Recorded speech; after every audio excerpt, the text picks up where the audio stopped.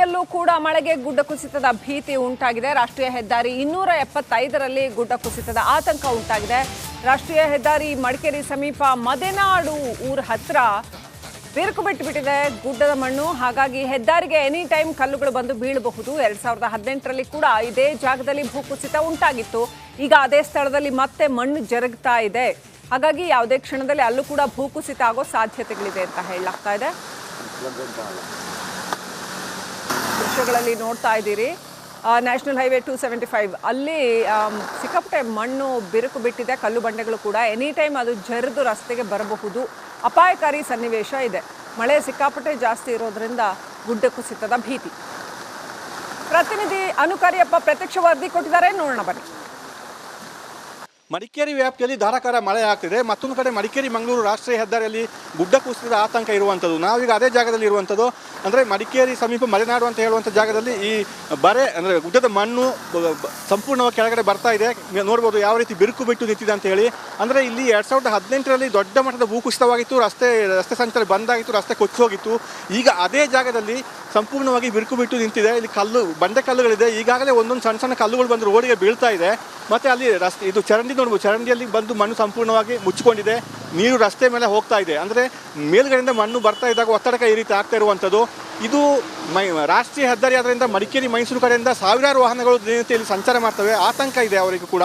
ಮತ್ತು 2018ರಲ್ಲಿ ಭೂಕುಸಿತವಾಗಿತ್ತು. ಆವಾಗ ದೊಡ್ಡ ಪ್ರಮಾಣದ ಇಲ್ಲಿ ಕೊಚ್ಚಿ ಹೋಗಿತ್ತು ರಸ್ತೆಗಳು. ಆಗ ಇಲ್ಲಿ ಈಗ ನೋಡ್ಬೋದು, ಇಲ್ಲಿ ಕಾಂಕ್ರೀಟ್ ತಡೆಗೋಡೆಯನ್ನು ಕೂಡ ನಿರ್ಮಾಣ ಮಾಡಲಾಗಿದೆ.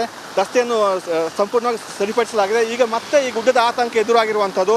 ಆದರೆ ಈ ಹೆದ್ದಾರಿ ಪ್ರಾಧಿಕಾರದವರು ಇಲ್ಲಿ ಯಾವುದೇ ಮುನ್ನೆಚ್ಚರಿಕೆ ಕ್ರಮಗಳನ್ನು ಕೈಗೊಂಡಿಲ್ಲ. ಅಂದರೆ ಸಾವಿರಾರು ವಾಹನಗಳು ಸಂಚಾರ ಮಾಡ್ತವೆ, ಯಾವುದೇ ಮುನ್ನೆಚ್ಚರಿಕೆ ಕ್ರಮ ಇಲ್ಲ. ಯಾವಾಗ ಏನಾಗುತ್ತೆ ಅಂತ ಹೇಳಲಿಕ್ಕಾಗಲ್ಲ.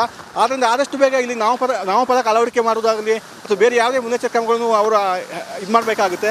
ಮತ್ತು ಇಲ್ಲಿ ಮಿಸ್ಟಿ ನೋಡ್ಬೋದು, ಸಂಪೂರ್ಣವಾಗಿ ಮಂಜು ಮುಸುಕಿದ ವಾತಾವರಣ ಕಂಡು ಬರ್ತಾ ಇದೆ. ವಾಹನಗಳು ತಕ್ಷಣ ವಾಹನ ಸವಾರರಿಗೆ ಗೊತ್ತಾಗಲ್ಲ ಏನಾಗ್ತಿದೆ ಅಂತೇಳಿ. ಆದ್ದರಿಂದ ಇಲ್ಲಿ ವಾಹನ ಸವಾರರಿಗೆ ತಕ್ಷಣ ಗೊತ್ತಾಗುವ ರೀತಿಯಲ್ಲಿ ನಾಮಫಲಕ ಅಳವಡಿಕೆ ಮಾಡಿ ಬ್ಯಾರಿಕೇಡ್ ಅಳವಡಿಕೆ ಮಾಡಬೇಕಾದ ಕೆಲಸವನ್ನು ಮಾಡಬೇಕಾಗಿದೆ. ಕ್ಯಾಮರಾ ಪರ್ಸನ್ ದಿವಾಕರ್ ಜೊತೆ ಅನುಕಾರ್ಯಪ್ಪ, ರಿಪಬ್ಲಿಕ್ ಕನ್ನಡ, ಕೊಡಗು. ಉತ್ತರ ಕನ್ನಡದಲ್ಲಿ ಘನಘೋರ ದುರಂತ ಸಂಭವಿಸಿದೆ. ನೋಡಿ, ತನ್ನ ಮಾಲೀಕರನ್ನ ಶ್ವಾನ ಹುಡುಕ್ತಾ ಇದೆ. 5 ಜನ ಇರುವಂತಹ ಮನೆ. ಆ ಮನೆಯಲ್ಲಿ ಶಿರೂರಿನ ಹೃದಯ ವಿದ್ರಾವಕ ಘಟನೆ ಇದು. ಲಕ್ಷ್ಮಣ ನಾಯ್ಕ ಅವರ ಕುಟುಂಬದವರು 5 ಜನ ಇರುವಂತಹ ಮನೆ. ಆ ಮನೆಯಲ್ಲಿ ನಾಯಿ ಸಾಕಿದ್ರು. ಆ ಕುಟುಂಬದ 5 ಕೂಡ ಈಗಾಗಲೇ ಭೂ ಸಮಾಧಿ ಆಗಿಬಿಟ್ಟಿದ್ದಾರೆ. ನಿನ್ನೆಯಿಂದ ಮನೆಯವರನ್ನ ಶ್ವಾನ ಹುಡುಕ್ತಾ ಇದೆ. ಗುಡ್ಡದ ಮೇಲೆ, ನದಿ ತೀರದಲ್ಲಿ ಎಲ್ಲ ಕಡೆ ಶ್ವಾನ ಹುಡುಕ್ತಾ ಇದೆ. ಆದರೆ 5 ಕೂಡ ಹೇಳ ಹೆಸರಿಲ್ಲದಂತೆ ಭೂ ಸಮಾಧಿ ಆಗಿಬಿಟ್ಟಿದ್ದಾರೆ. ಗುಡ್ಡ ಕುಸಿದು 5 ಕೂಡ ಮೃತಪಟ್ಟಿರ್ತಕ್ಕಂಥ ಘಟನೆ ನಿಜಕ್ಕೂ ಆಶ್ಚರ್ಯ ಮತ್ತು ಅತ್ಯಂತ ಖೇದಕರ. ಪಾಪ ಅಂತ ಅನ್ಸುತ್ತೆ. ಆ ನಾಯಿ ಹುಡುಕ್ತಾ ಇದೆ, ಮನೆಯವರೆಲ್ಲ ಎಲ್ಲಿದ್ದಾರೆ ಅಂತ. ಅದಕ್ಕೆ ಅನಾಹುತ ಆಗಿರೋದು ಗೊತ್ತಾಗ್ತಾ ಇದೆ. ನೋಡಿದ್ರೆ ಗೊತ್ತಾಗುತ್ತೆ. ಶ್ವಾನಗಳಿಗೆ ಬಹಳ ಬೇಗ ಸೆನ್ಸ್ ಆಗುತ್ತೆ ಇಂಥವೆಲ್ಲ ಅಂತ ಹೇಳ್ತಾರೆ. ಅನಾಹುತಗಳು ಬಹಳ ಬೇಗ ಸೆನ್ಸ್ ಆಗುತ್ತೆ ಅಂತ. ನೋಡಿ, ಅದಕ್ಕೆ ಗೊತ್ತಾಗಿದೆ ಅಂತ ಅನ್ಸುತ್ತೆ. ಆದರೂ ಅದು ಹುಡುಕ್ತಾ ಇದೆ. ಪಾಪ ಇಲ್ಲೆಲ್ಲೋ ಇದ್ದಾರೆ ಅನ್ನೋ ರೀತಿನಲ್ಲಿ ಹುಡುಕ್ತಾ ಇದೆ. ನಾಯಿ ಮಾಲೀಕರನ್ನ ನಿನ್ನೆಯಿಂದನೂ ಇದೇ ಥರ ಹುಡುಕ್ತಾ ಇದೆ. ಇದನ್ನ ಮನೆಯವರು 5 ಜನ ಭೂ ಸಮಾಧಿ ಆಗಿದ್ದಾರೆ. ಉತ್ತರ ಕನ್ನಡ ಜಿಲ್ಲೆಯ ಅಂಕೋಲದ ಗುಡ್ಡ ಕುಸಿತದ ಘಟನೆಯಿಂದಾಗಿ ನಾಯಿಯ ಅಂದ್ರೆ ಶ್ವಾನದ ಮೂಕರೋಧನವನ್ನು ನಿಮಗೆ ತೋರಿಸ್ತಾ ಇದ್ದೇವೆ. ಯಾಕಂತ ಹೇಳಿದ್ರೆ ಮನೆ ಮಾಲೀಕ ಮನೆಯವರನ್ನ ಕಳೆದುಕೊಂಡ ಶ್ವಾನ ಕೂಡ ರೋಧಿಸ್ತಾ ಇರುವಂತದ್ದು ನೋಡ್ತಾ ಇರ್ಬೋದು. ಯಾವ ರೀತಿಯಾಗಿ ಮನೆಯ ಕುಟುಂಬದ ಸದಸ್ಯರನ್ನ ಈ ಶ್ವಾನ ಹುಡುಕ್ತಾ ಇದೆ. ನಿನ್ನೆಯಿಂದ ಈವರೆಗೂ ಕೂಡ ಒಂದೇ ಒಂದು ತಿಂಡಿಗಳನ್ನು ಕೊಟ್ಟರು ಕೂಡ, ಅಂದರೆ ಬಿಸ್ಕೆಟನ್ನು ಕೊಟ್ಟರು ಕೂಡ ನಾಯಿ ತಿಂತಾ ಇಲ್ಲ. ನೋಡ್ತಾ ಇರ್ಬೋದು ಯಾವ ರೀತಿಯಾಗಿ ಗುಡ್ಡ ಕುಸಿತ ಗುಡ್ಡವನ್ನು ನೋಡ್ತಾ ಇದೆ.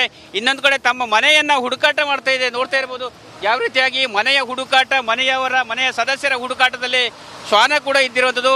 ಗುಡ್ಡದ ಮೇಲಿಂದ ಸಾಕಷ್ಟು ಪ್ರಮಾಣದ ಮಣ್ಣು ಕಲ್ಲುಗಳು ಬಿದ್ದಿರೋದ್ರಿಂದ ಮನೆ ಕೂಡ ಧ್ವಂಸವಾಗಿದೆ. ಹೀಗಾಗಿ ಮನೆ ಮಾಲೀಕರು ಕೂಡ ಮೃತಪಟ್ಟಿದ್ದಾರೆ. ಆದರೆ ದುರ್ದೈವದ ಸಂಗತಿ ಅಂತ ಹೇಳಿದ್ರೆ ಈ ಶ್ವಾನಕ್ಕೆ ಈಗ ಯಾರೂ ಇಲ್ಲ. ಯಾಕಂತ ಹೇಳಿದ್ರೆ ಇಷ್ಟು ದಿನ ತನ್ನನ್ನು ಆರೈಕೆ ಮಾಡಿದ ಮನೆಯ ಕುಟುಂಬದ ಸದಸ್ಯರು ಯಾರೂ ಇಲ್ಲದಿರುವುದರಿಂದ ಶ್ವಾನ ಕೂಡ ತನ್ನ ನೋಡ್ತಾ ಇರ್ಬೋದು ಆ ಕಡೆ ಈ ಕಡೆ ಓಡಾಡ್ತಾ ಇರುವಂಥದ್ದು. ಮನೆ ಮಾಲೀಕರ ಹೊರತಿಯೇ ಈ ಶ್ವಾನದ ಒಂದು ಪ್ರೀತಿ ಅಂದರೆ ಶ್ವಾನದ ಒಂದು ರೋದನೆಯನ್ನ ನೋಡಲಿಕ್ಕೆ ಕೂಡ ಆಗ್ತಾ ಇಲ್ಲ.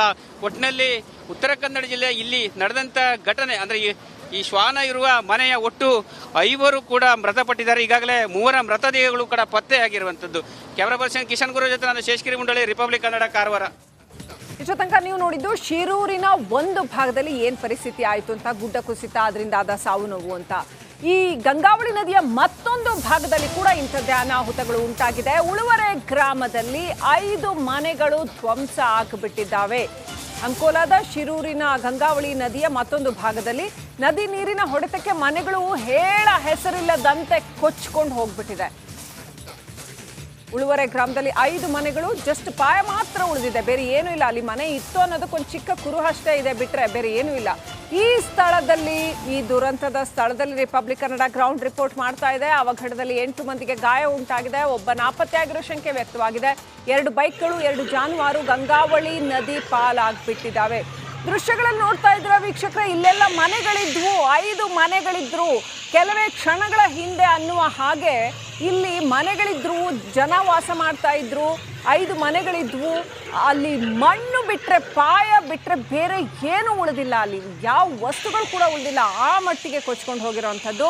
ಗಂಗಾವಳಿ ನದಿಯ ರಭಸ ಇನ್ನೆಷ್ಟಿರಬೇಕು, ಹಾಗೆಯೇ ಆ ಮಳೆಯ ಹೊಡೆತ ಇನ್ನೆಷ್ಟಿರಬೇಕು. ಅಲ್ಲಿ ಮೊದಲು ಗುಡ್ಡ ಕುಸಿದೆ, ಆ ನಂತರ ಅದರ ಮಣ್ಣು ಪೂರ್ತಿ ಆ ನದಿಗೆ ಸೇರಿದೆ. ನಾನು ಇದನ್ನು ನೋಡಿದ್ದೇನೆ. ಫಸ್ಟ್ ಗುಡ್ಡ ಬೀಳ್ತಾ ಇತ್ತು ಸರ್, ಮಣ್ಣೆಲ್ಲ ಬೀಳ್ತಾ ಇತ್ತು. ಮಣ್ಣಿನ ಜೊತೆ ಒಂದು ಟ್ಯಾಂಕರ್ ಬಂದಿದೆ. ಟ್ಯಾಂಕರ್ ಜೊತೆ ಬಿದ್ದಾಗಲೇ ಒಂದು ಮೇಲಿಂದ ಒಂದು ಟವರ್ ಲೈನ್ ಬಿದ್ದಿದೆ ಟ್ಯಾಂಕರ್ ಮೇಲೆ. ಆ ಟ್ಯಾಂಕರ್ ಹತ್ತಿರದಿಂದನೇ ಸುನಾಮಿ ಥರ ನೀರು ಎದ್ದು ಬಂದಿದೆ. ಆ ನೀರು ಬಂದಿದ್ದು ಇಲ್ಲೆಲ್ಲ ಮನೆಗಳ ಕೊಚ್ಕೊಂಡು ಹೋಗಿದೆ. ಆಮೇಲೆ ಮನೆಯಲ್ಲೆಲ್ಲ ಜನ ಇದ್ರು ಸರ್. ಅಲ್ಲೊಂದು ಮನೆ ಆ ಕಲ್ಲಲ್ಲಿ ಸಿಕ್ಕಿಬಿದ್ದಿದ್ರು, ಅವ್ರಿಗೆ ನಾವು ಏಳ್ಸಾಗಿದೆ. ಆಮೇಲೆ ಇಲ್ಲಿಯವರೆಲ್ಲ ಮನೆ ಗಾಯಾಳುಗಳಿಗೆಲ್ಲ ಕುಮಟಾದಲ್ಲಿ ಅಡ್ಮಿಟ್ ಮಾಡಾಗಿದೆ. ಆಮೇಲೆ ಎಲ್ಲರದ್ದು ಇಲ್ಲಿ ಜಮೀನೆಲ್ಲ ಇತ್ತು ಸರ್, ಅದೆಲ್ಲ ಹೋಗಿಬಿಟ್ಟಿದೆ. ಮತ್ತು ಇನ್ನೂ ತನಕ ಯಾವ ಅಧಿಕಾರಿಗಳು ಬರಲಿಲ್ಲ ಸರ್ ಇದು ನೋಡಲಿಕ್ಕೆ. ಆಮೇಲೆ 2 ಬೈಕ್ ಕೂಡ ಡ್ಯಾಮೇಜ್ ಆಗಿದೆ ಸರ್. ಇಲ್ಲಿ ಇದು IRB ಕಾಮಗಾರಿಯಿಂದನೇ ಸರ್ ಇದಾಗಿದೆ ಈ ಕೆಲಸ. ಇಲ್ಲಿ ಬಂದು ಬಿದ್ದುಬಿಟ್ಟು ಅವಾಗ ಮನೆ ಅಡಿಯಲ್ಲಿ ಇಬ್ಬರು ಅಡಿಗೆ ಆಗೋದು, ನಮ್ಮ ಮತ್ತೆ ಭಾವ. ನಾನು ಮೇಲೆ ಹತ್ತಿ ಮಕ್ಕಳಿಗೆ ಕಾಪಾಡ್ಲಿಕ್ಕೆ ಹೋದೆ. ಮಕ್ಕಳು ನೀರಡಿಯಲ್ಲಿ ಅಲ್ಲಿ ಬೇರೆ ಹೇಗೆ ಕರ್ಕೊಂಡು ಬಂದ್ರಿ ಮಕ್ಕಳನ್ನ? ನೀರಿಗೆ ಹೋದ ಮಕ್ಕಳನ್ನ ಹೇಗೆ ಕರ್ಕೊಂಡು? ಅವರೇ ಕಲ್ಲು ಹಿಡ್ಕೊಂಡು ಮೇಲೆ ಹತ್ತು ಬಂದ್ರು. ಒಟ್ಟಾರೆ ಇಲ್ಲಿ ಎಷ್ಟು ಜನಕ್ಕೆ ಪೆಟ್ಟಾಗಿದೆ? ಸುಮಾರು 15. ಈಗ ಆಸ್ಪತ್ರೆಯಲ್ಲಿ ಎಷ್ಟು ಜನ ಇದ್ದಾರೆ? 15 ಮಂದಿ ಇದ್ದಾರೆ. ಇಲ್ಲಿ 6 ಮನೆಗಳು ಸಂಪೂರ್ಣ ಹೋಗ್ಬಿಟ್ಟಿದ್ದಾರೆ. ಏನು ವಸ್ತುಗಳು ಯಾವುದೂ ಇಲ್ಲ, ಪೂರ ಕೊಚ್ಚಿಕೊಂಡು. ಉತ್ತರ ಕನ್ನಡ ಜಿಲ್ಲೆನಲ್ಲಿ ಗುಡ್ಡ ಕುಸಿತ ಮುಂದುವರೆದಿದೆ. ಸಿಕ್ಕಾಪಟ್ಟೆ ಮಳೆಗೆ ಗುಡ್ಡಗಳ ಮಣ್ಣು ಜರಿದು ಬೀಳ್ತಾ ಇದೆ. ಮತ್ತೆ 3 ಕಡೆ ಬೇರೆ ಬೇರೆ ಕಡೆಗಳಲ್ಲಿ ಗುಡ್ಡ ಕುಸಿತ ಉಂಟಾಗಿದೆ. ನಿನ್ನೆ ಮೊನ್ನೆ 2 ದಿನ ಅಲ್ಲಿ ಗುಡ್ಡ ಕುಸಿತ ಉಂಟಾದ ಪರಿಣಾಮವನ್ನು ನಾವು ನೋಡಿದ್ದೀವಿ. ಸಾವು ನೋವು ಕೂಡ ಸಂಭವಿಸಿತ್ತು. ಇದೀಗ ಮತ್ತೆ 3 ಕಡೆ ಅಂಕೋಲಾದಲ್ಲಿ ಗುಡ್ಡ ಕುಸಿತ ಕಂಡಿದೆ.